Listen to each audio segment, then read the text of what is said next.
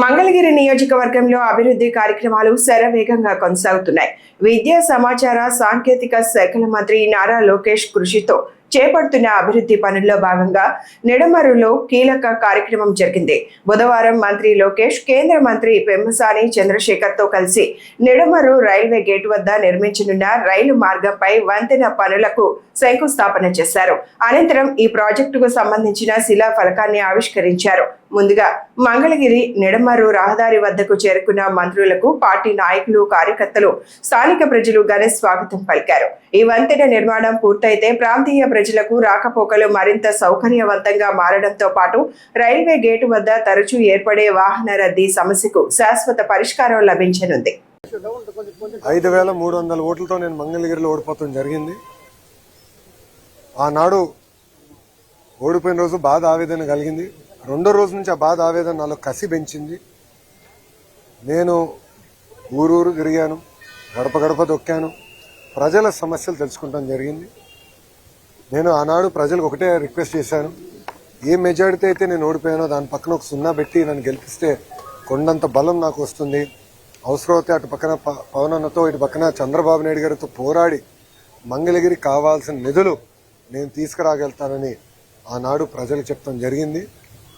నా కోరికని స్వీకరించి ఆంధ్ర రాష్ట్ర చరిత్రలోనే టాప్ 3 మెజారిటీ నియోజకవర్గంలో మంగళగిరి 3వ స్థానంలో నిలబడటం జరిగింది. అంటే ప్రజలు నా పైన చాలా ఆశ పెట్టుకున్నారు, పనులు చేస్తారన్న ఒక ఆశతో నన్ను గెలిపించారు.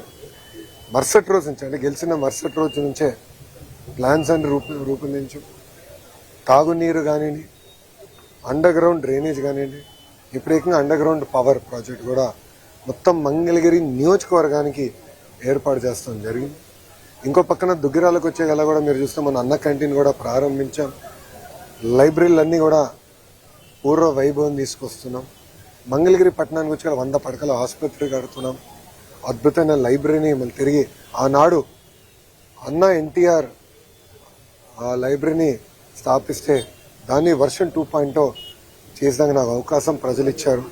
అదేవిధంగా 100 పడకల ఆసుపత్రులు కూడా అదే పరిస్థితి ప్రజలు నాకు అవకాశం కల్పించారు.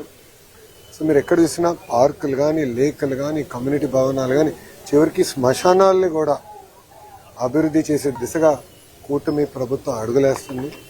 2 సంవత్సరాల్లో పనులు కొన్ని చేసినాం. అన్నీ చేసామని కాలు ఎగరేసుకుని తిరగట్లేదు, చేయాల్సిన పనులు కూడా ఇంకా ఉన్నాయి. కానీ భూగర్భ డ్రైనేజ్ అనేది చాలా కాంప్లికేటెడ్ ప్రాజెక్ట్.